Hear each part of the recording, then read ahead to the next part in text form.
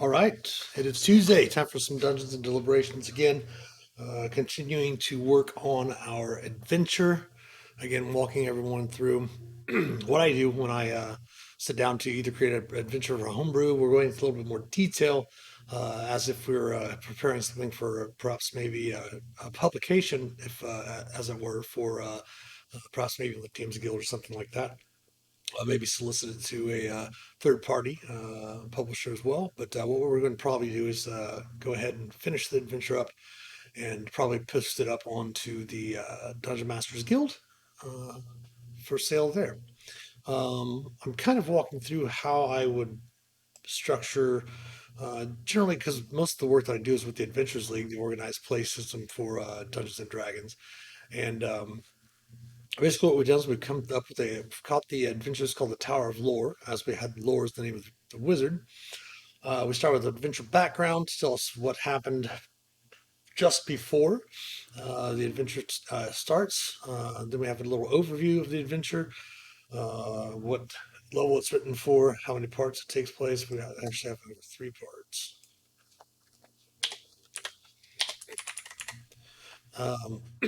And starting with what we call an action, which is basically how the adventurers get the quest. And then part two, or part one, I should say, which we actually worked on last week. We have part two, which is what we're going to work on tonight. The party who makes it to the tower must discover how to enter. After figuring out the puzzle of entry, the adventurers must deal with the guardian on the tower's interior. And that's what we're going to work on tonight. We might get the whole thing finished up in about an hour for the stream, but we will see where we're at. And then, of course, next week and the week after that, we'll probably be working on part three, which is pretty much the second half of the adventure. As most adventures, you want to write, depending on how long you play. If you play in your local store, maybe 2 hours. If you're, playing online at a convention or, home games, usually 3 to 4 hours. Um, so we're writing basically for a 4 hour adventure, basically. And then we also need to put in here, uh,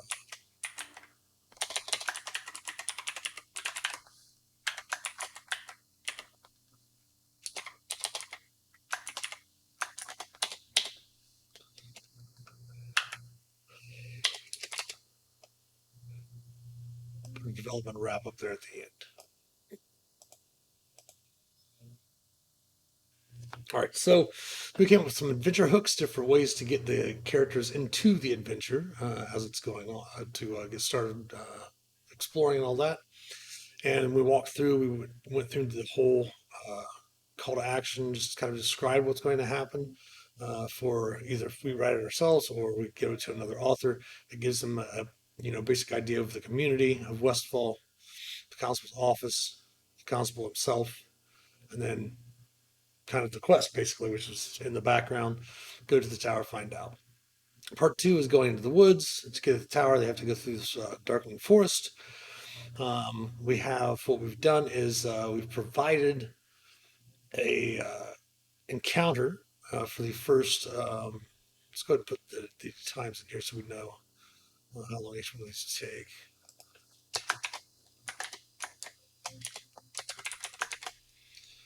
This part one is going to take about 45 minutes. And what we've done is we've put in there 3 different encounters, depending on what the players that are playing the game are interested in, whether it be a combat encounter, exploration encounter, and then a social encounter. We put one for each one of those there. That way, depending on how the party wants to play, it will depending on how the party wants to play will determine, I should say, which encounter the DM would run. And then, of course, if the party finishes one encounter quickly, go ahead and use another.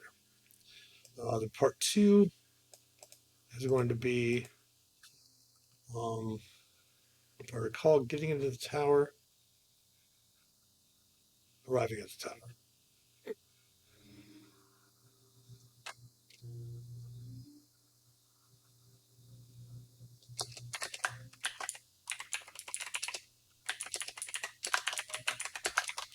This is going to be 60 minutes.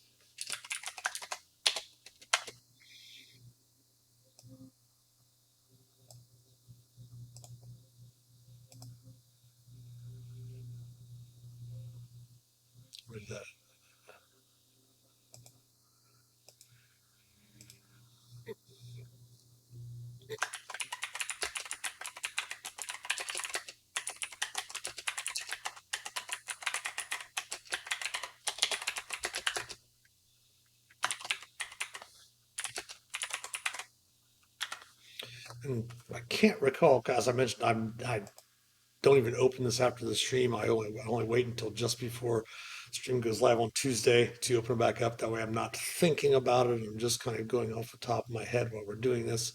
So I can't remember if we put a time of day that they started off and how long it would take to get there.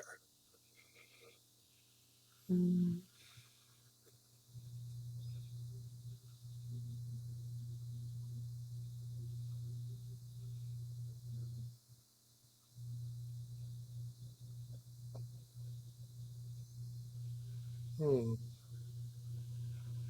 Oh, we didn't put anything there. So um, let's make sure we go back there and put that in there.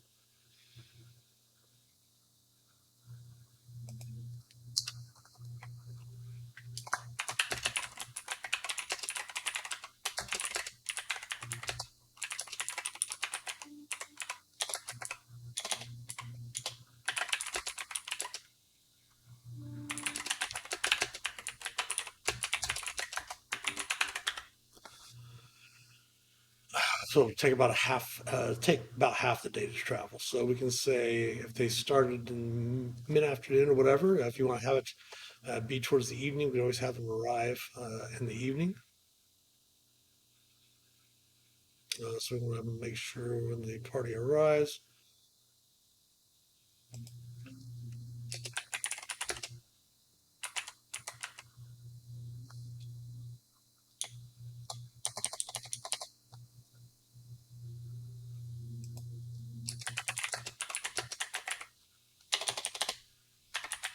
Okay, so we'll have them arriving at midday, and then it'll take them about half the day to travel to the tower. Um, what we can do is we can have, if the party decides they don't want to leave until the next morning, we could have them basically arriving at the tower midday. We could also put something about if the party decides to go ahead and leave that day after speaking with the constable immediately, they could arrive at night. So what we want to do is go ahead and put something in as if most adventurers want to take off. They don't want to get somewhere at night. Uh, at least experienced ones anyway. So what we'll do is we'll assume that they're going to arrive during the day, and then we'll just put extra things in there that if they happen to arrive at night along the way.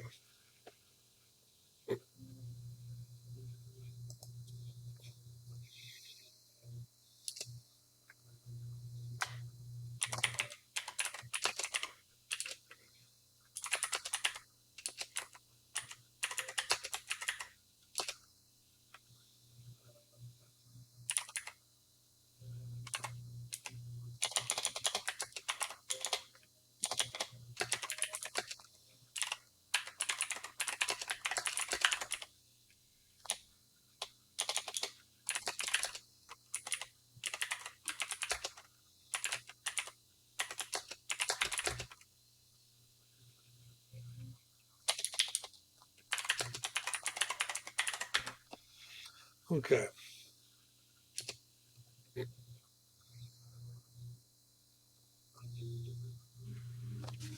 so before we want to,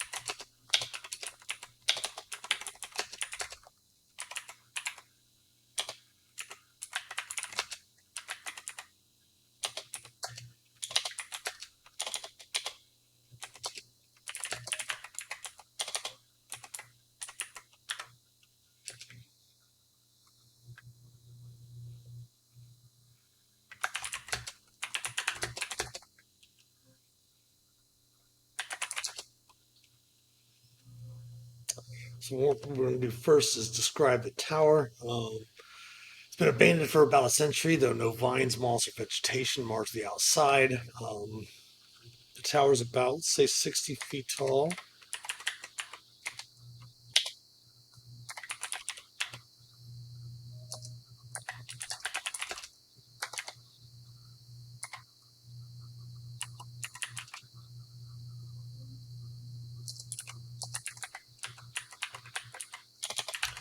We'll say it's about 20 feet in diameter from the outside. Obviously, it's a wizard's tower, so once they get into the inside, it's going to be bigger on the inside, kind of like a demi-plane or something like that.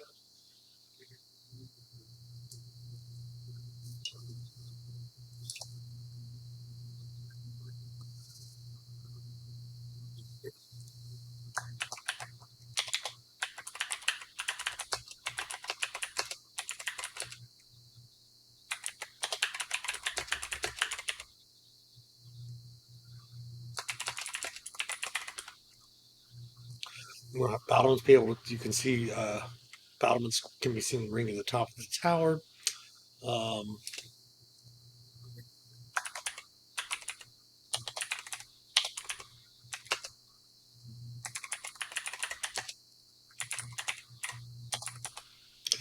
and we're shuttered windows.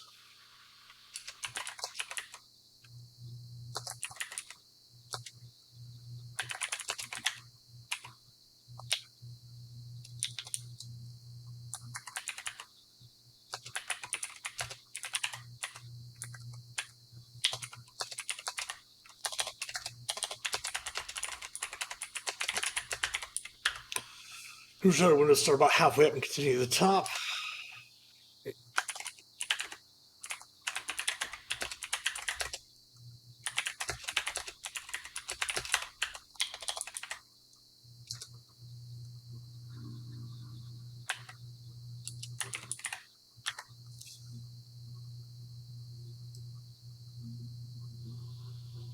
We should say something before we say there's no door there.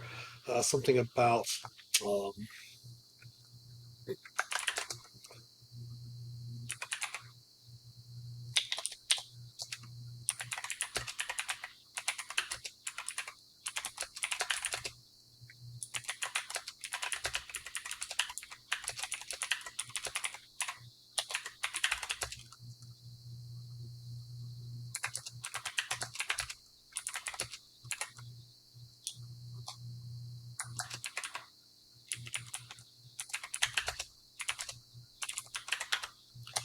we'll say the large granite bricks of the tower bins fit so well together it makes it nearly impossible to climb. Because we don't want rogues saying, "Oh, we're going to creep up to the shutters." Even if they do, the dungeon master does something or the players do something. You can always we can always put in there something like attempts.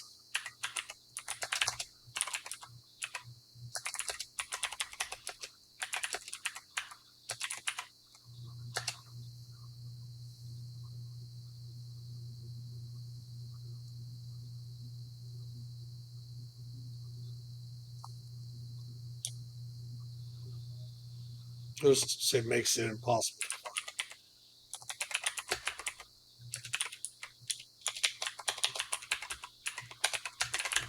without the aid of magic. We could maybe put something in there later, but the whole purpose of it is to get it to where the players aren't trying to climb the tower to get into the upper windows. They need to find the puzzle that we're going to use for them to open up and have the door appear.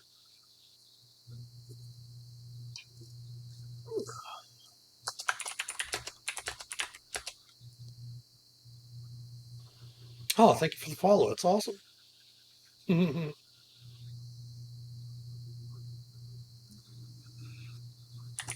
We're just working on creating an adventure. We've this is I think the third or fourth episode that we've been working on this. It's just walking players through how I or other DMs through how I the process I go through when I'm either creating an adventure for homebrew or for publishing for the because I write for the Adventures League and currently I'm the co-story lead for their Dreams of the Red Wizards storyline. But we're just basically making this all up off the top of our heads every week. That's why, I don't really even open it between. Actually, it's got all three tiers in there. I've got like in our first section, we have our beginning, basically our call to action, and then we have our first part into the woods where the adventure is going to they're eventually supposed to get to a tower, but they're going through a dark forest, and then we actually have three optional encounters: one for combat, one for exploration, and then one for social. That way, the DM, depending on the party makeup, if their party they know their party the best, they're probably like social encounters, then they can do the social encounter. If they like more exploration, they can do the exploration. If they're really into combat, they can do the combat. Then, of course, we kind of set it out to where the adventures will be about 4 hours. So if they get done fairly early, they can always run another encounter after that as well.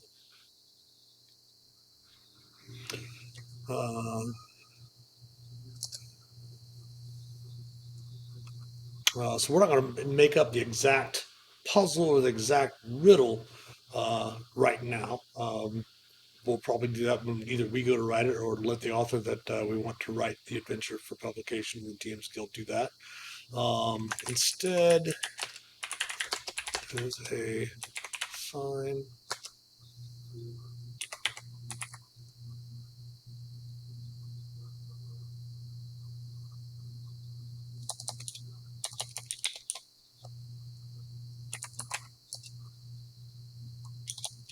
No, let's go ahead and do the signpost.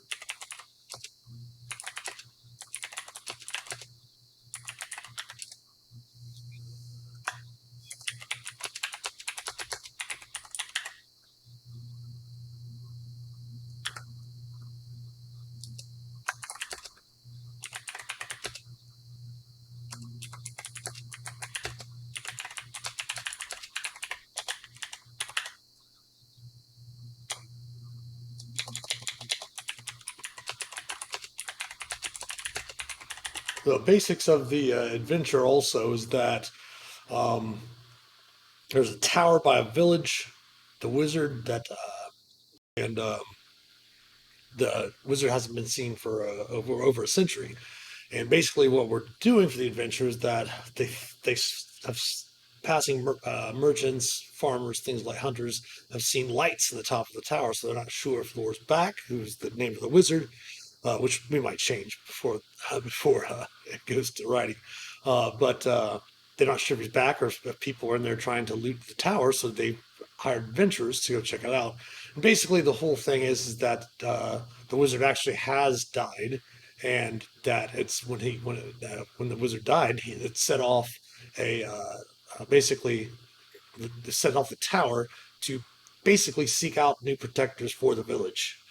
So the adventurers are going to be the new protectors. Kind of set it up to where you could have this tower end up becoming the base of operations for the adventurers to adventure around this village and go from there.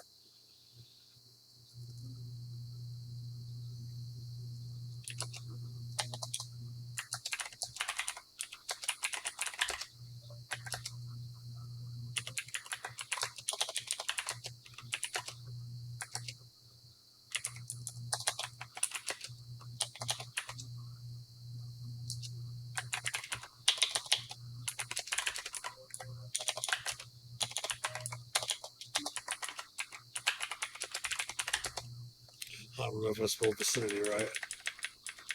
Nope. Huh.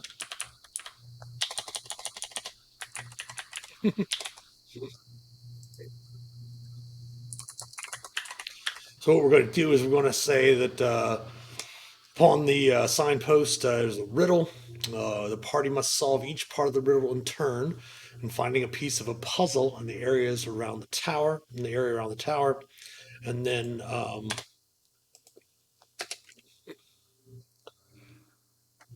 once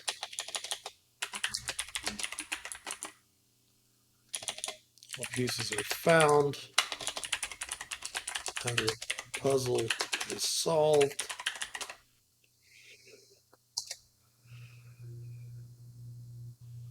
it opens to reveal a key and a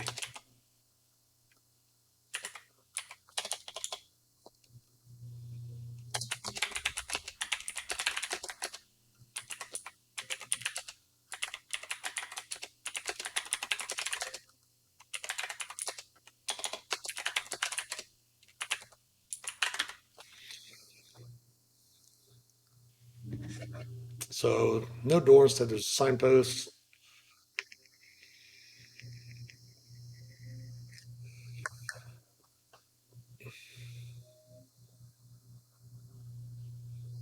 See a puzzle box, piece of a puzzle box.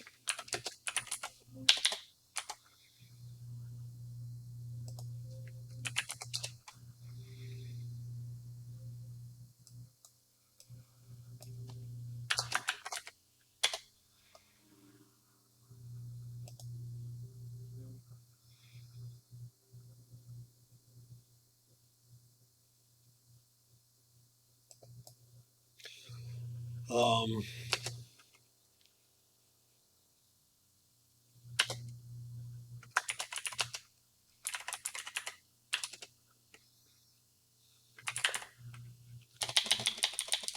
yes, we need to put that up in there too.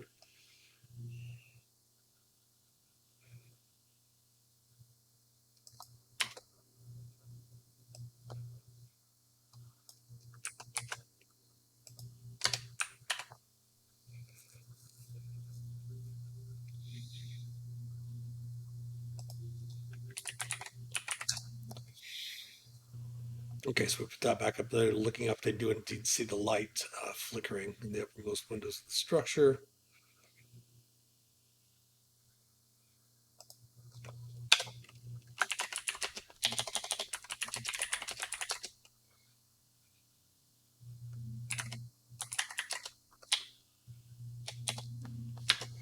They're just inside the door, which is a foyer.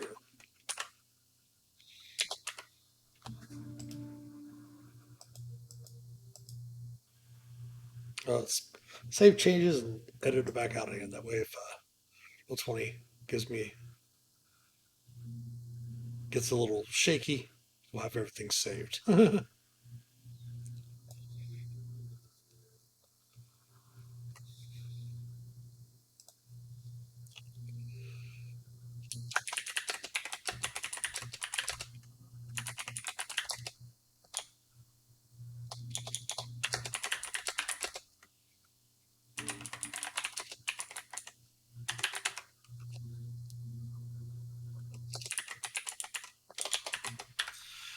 All right, so our first encounters we had, again, we wanted to try to make sure that this each one of the encounters again has a combat element possibility, an exploration possibility, and then a social possibility, especially for printing it. If we're going to not printing it, if we're going to publish it up for other DMs to run purchase. So, what do we want to do for the Guardian?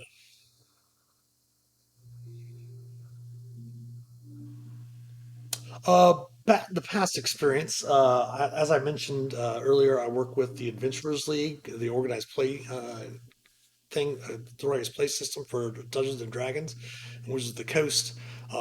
They recently, I've written five adventures for Adventurers League, and just kind of guidance and over the years of doing it, each section being about just depending, trying to find a good spot to have basically like a 2 hour hard stop. So that, if, say, for example, you are playing at a local game store with your friends or with local people at your store, you can only play for 2 hours and take a break and then play the other 2 hours the following week, or it's a good breaking point for uh, like home games and such like that, to where each section it just gives the DM an idea how long each section should take place, and stuff like that. So, like the first call to action really should only take about 15 minutes.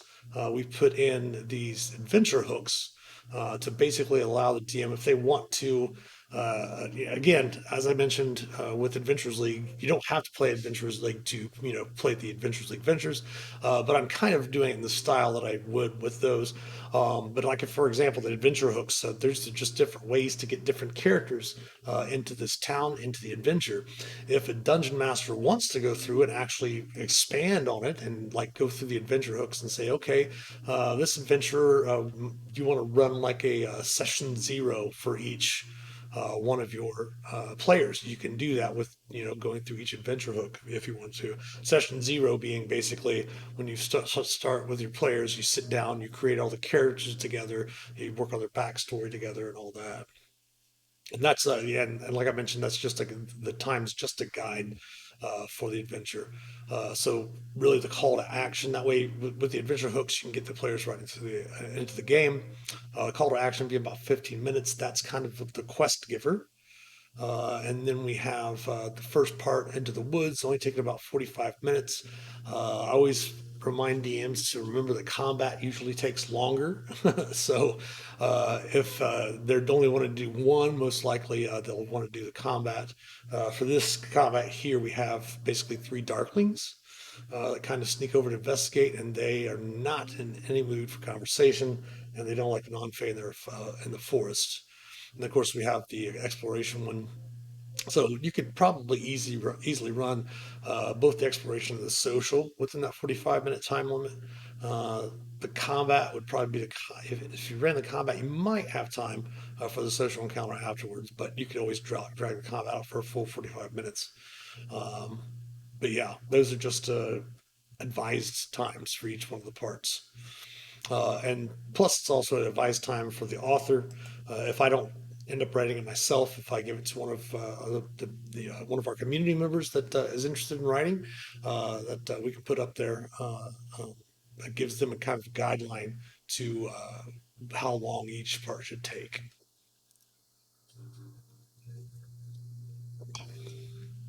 All right, so let's figure out what we want to do. Let me get my handy monster challenge rating up here because we put the Darklings in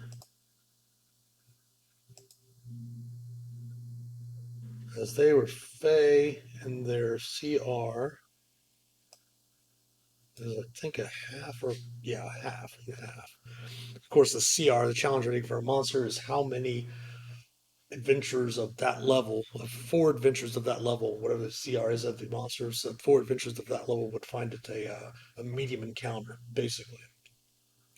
So we don't want to do a Fey inside this time. Let's look for what we can find elemental wise.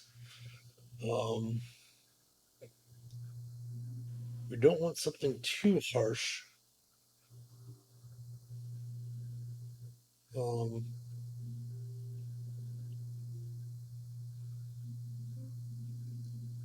could use methods, or we could use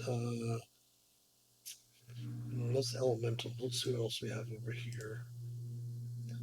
Constructs. What do we have construct wise?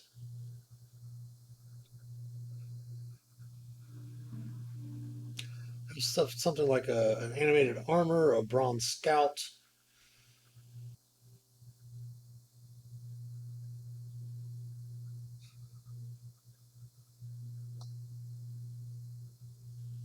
Um,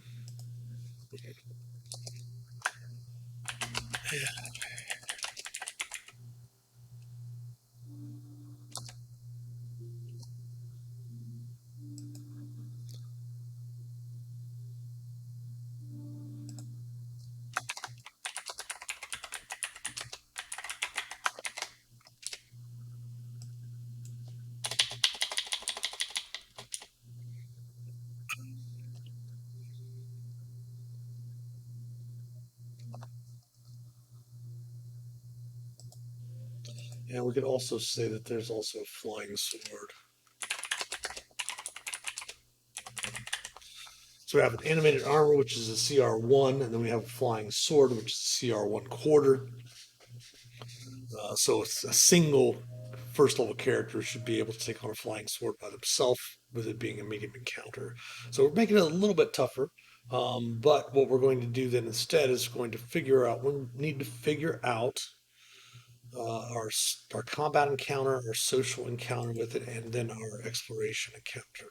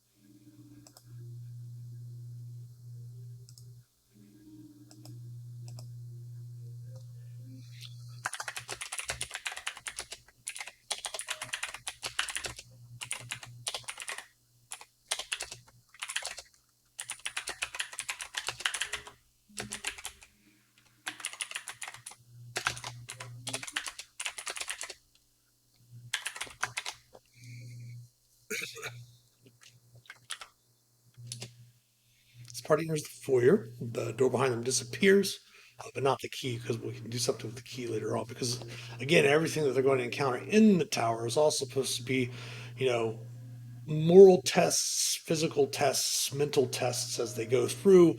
Because when they get to the end at the top of the tower, basically the wizard is going to, hopefully if the party is a good aligned group.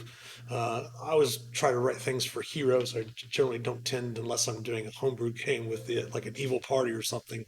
I always like to play, do the heroes and the good guys. So the idea is that when they get to the top of the tower, if they've gone through all of the mental tests, the moral tests, the physical tests, and such, that they're going to basically become the inheritors of the tower. So that's how we're going to go through each section.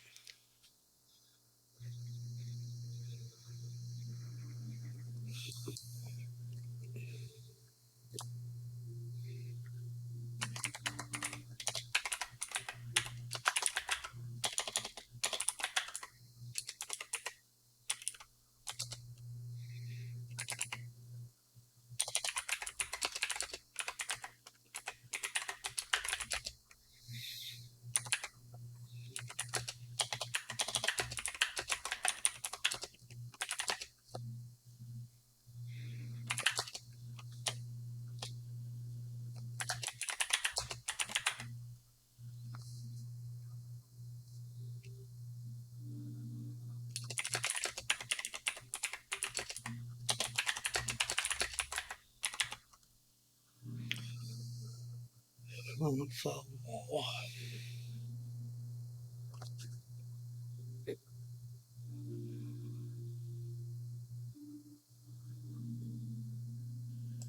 let's go ahead and disappear because we're going to move on to the this section here for the actual encounter, the actual combat for it. Um,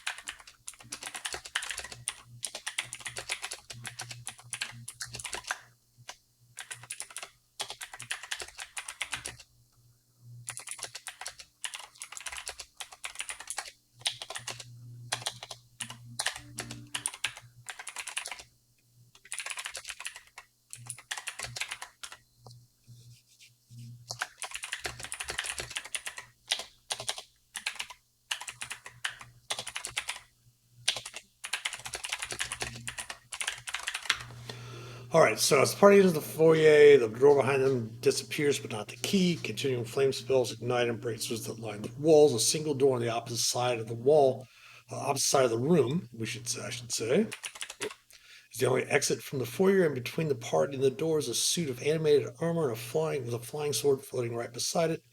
Here are the different options for the encounter. So the first one we're doing is you shall not pass, which is combat. Um,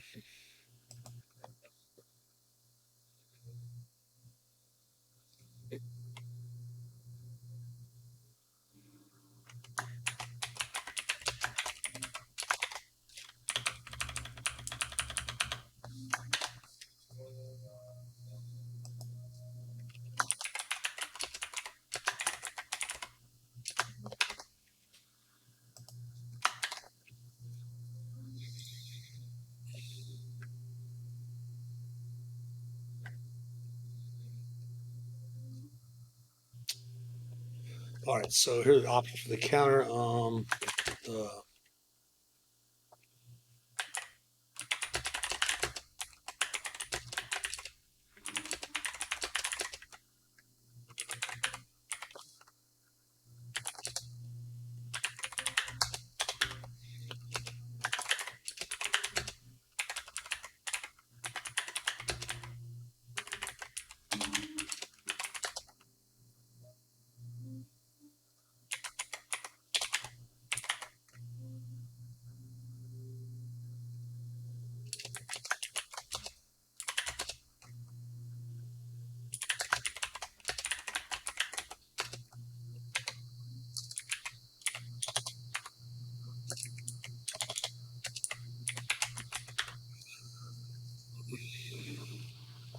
So we can have the first, each one of these encounters, obviously, as the DM goes through, you can do separate, different, like they might do combat the first encounter. The next part of the adventure might be something that they do exploration, they might do social. We'll probably put something in there to encourage the dungeon master to try to run a mix of different encounters. But of course, DMs always know their table better than others, so they can do it this way. Basically, each one of them are going to be a test.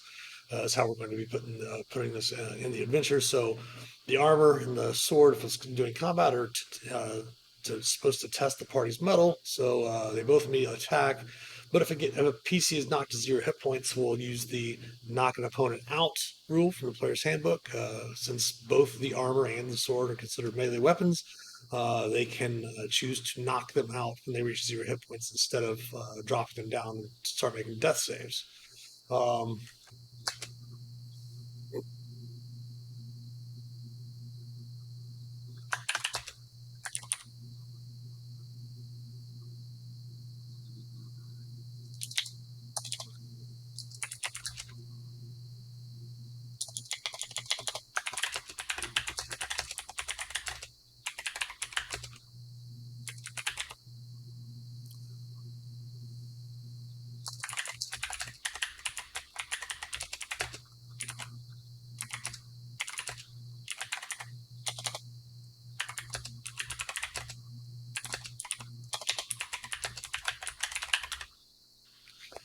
so what we'll do is we'll say the armor and the sword of the test spell, they both blah blah blah, the PC's out, and the armor and sword will fight until they are defeated or until only one party member is left standing.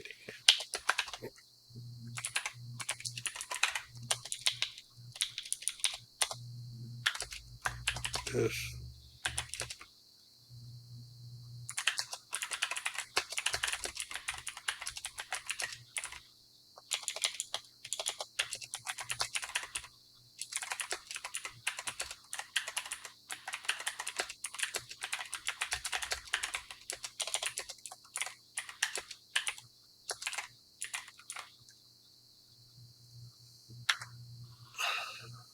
what we can also do is we could do something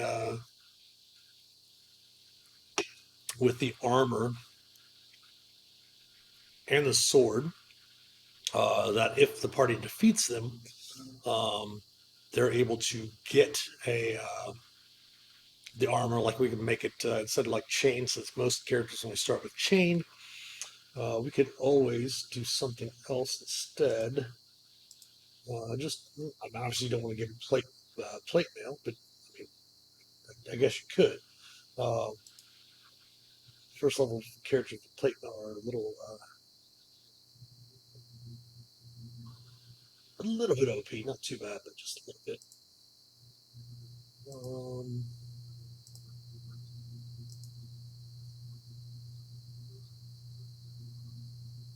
you could probably go with scale mail.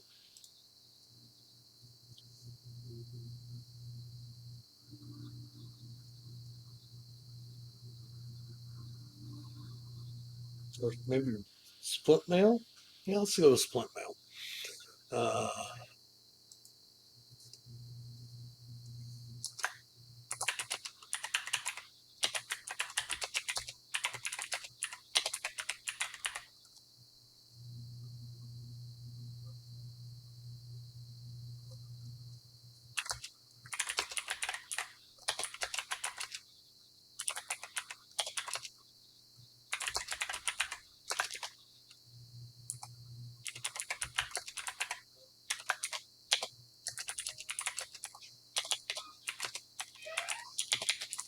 so what we're going to do is have the sword. We can do this since we don't want.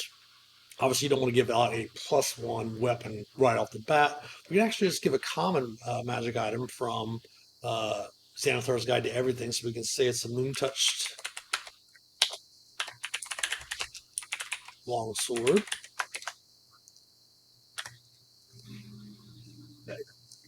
Because we can give out the beautiful thing about having the common items and such like that is that You can give out magic items to the player, even if you're a DM that doesn't really give out a whole bunch of magic items. You can give them some magic items early on without disrupting the balance of the game that you want to run as well.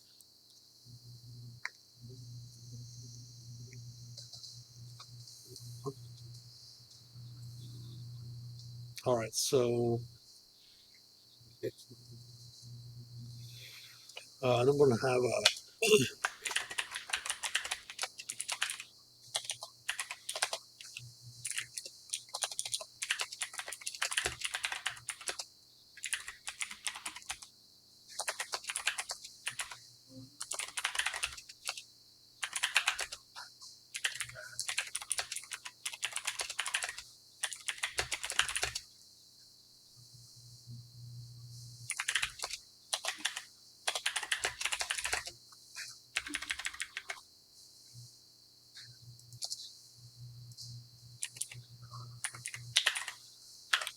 All right,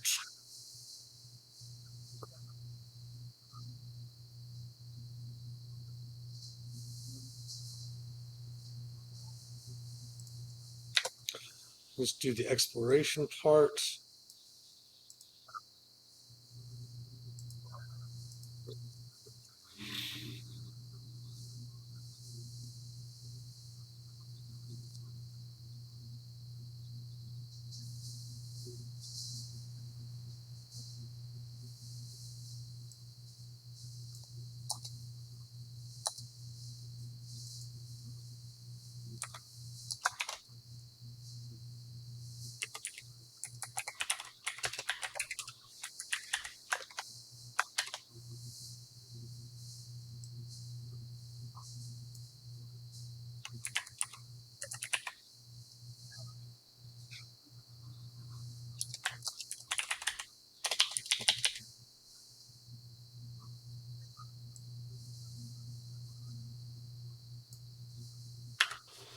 Okay, so we'll change that around up there. We're going to say possibly.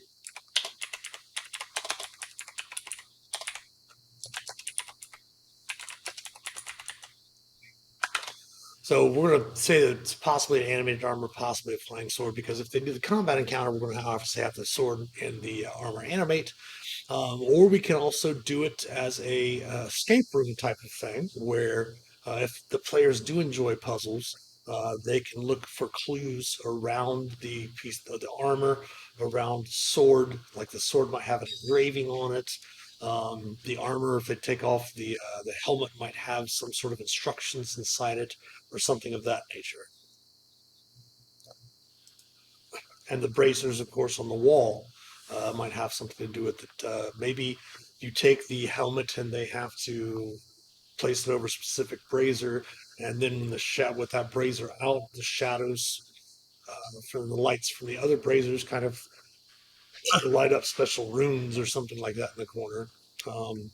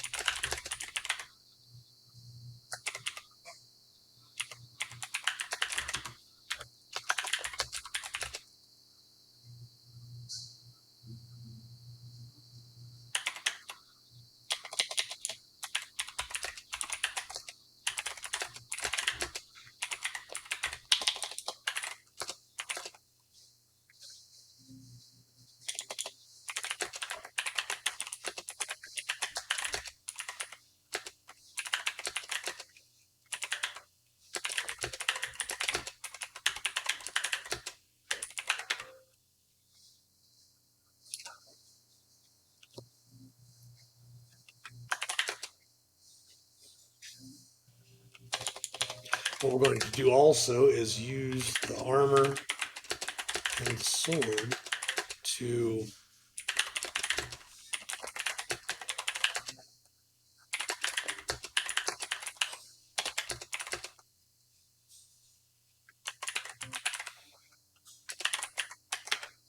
So what we'll do is we'll also, when we actually go to design the actual escape room itself, yeah, the puzzles that'll be in there for that exploration part, that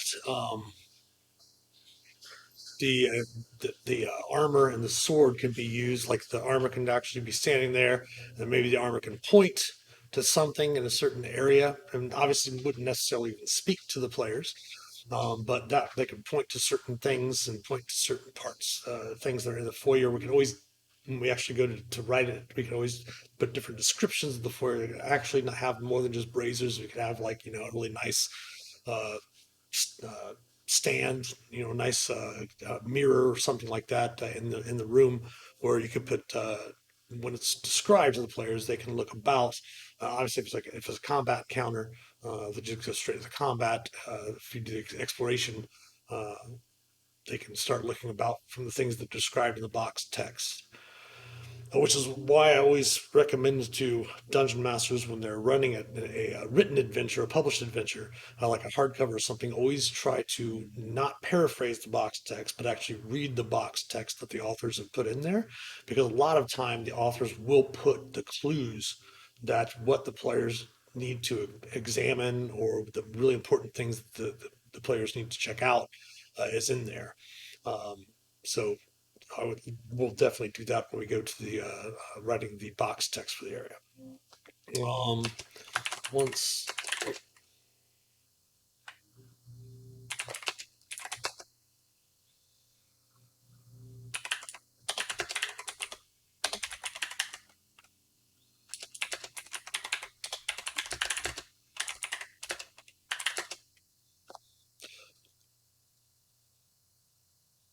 just go ahead and copy this right here at the end.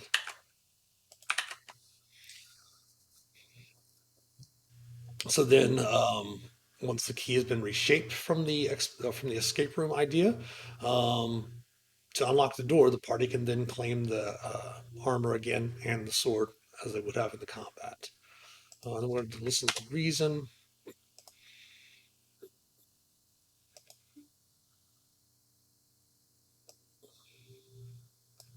Wait, no, that. There we go.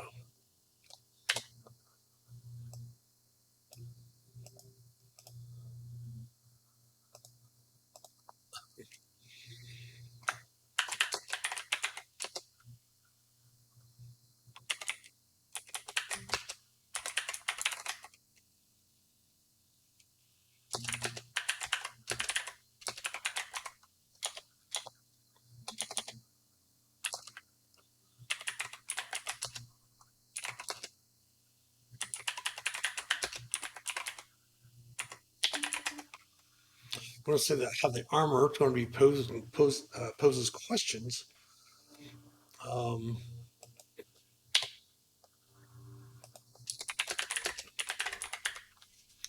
Perhaps in different languages, perhaps in a form of riddles, verse, for the party to answer.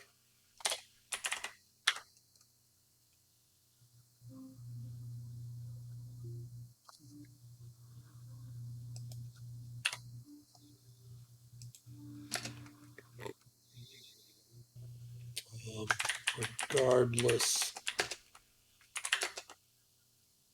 the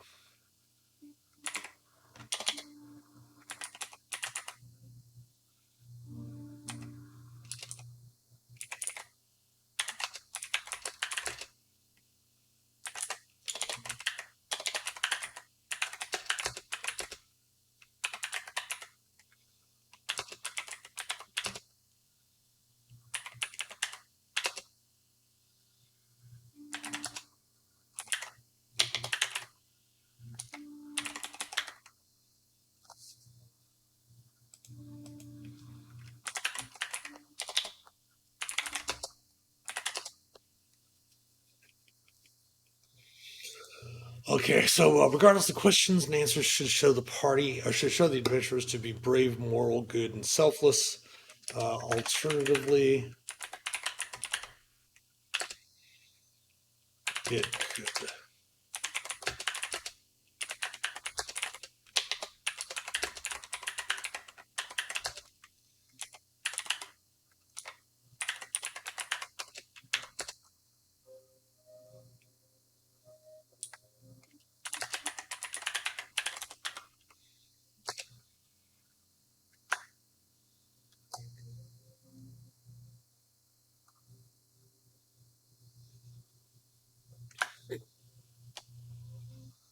So what we're going to do is in the social aspect of it, there's going to be two different types of rewards. Um, we're going to design or have the author design the questions to obviously the wizard would want the party to be brave, moral, good, and selfless. Uh, and then they'll get a let's see.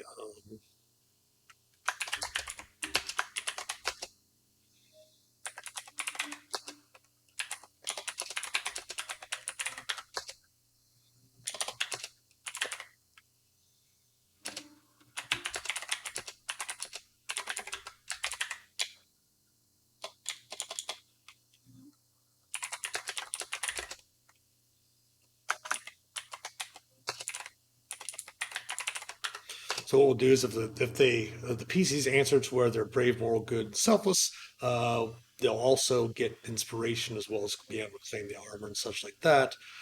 Um,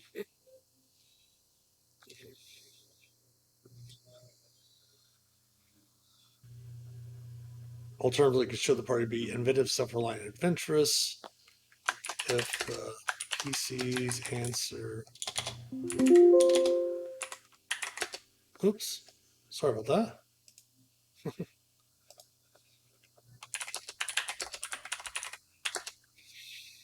Um, hmm.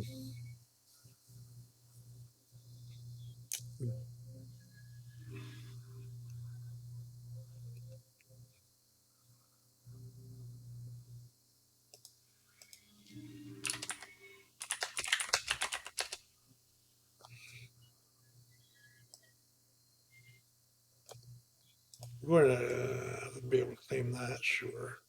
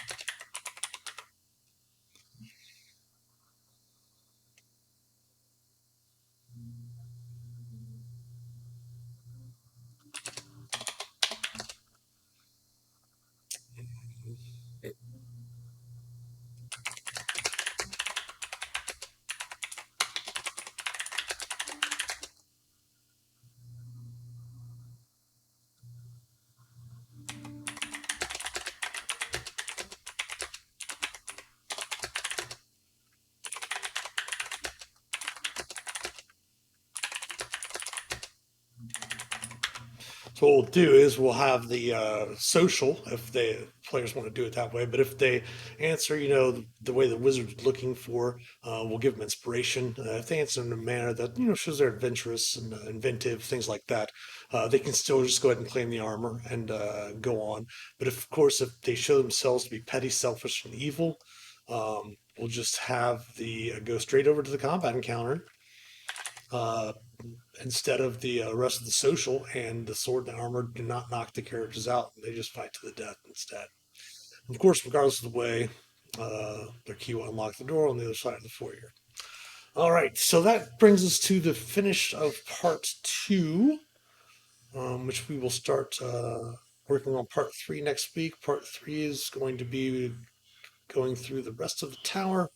We'll go ahead and start designing some different floors next week.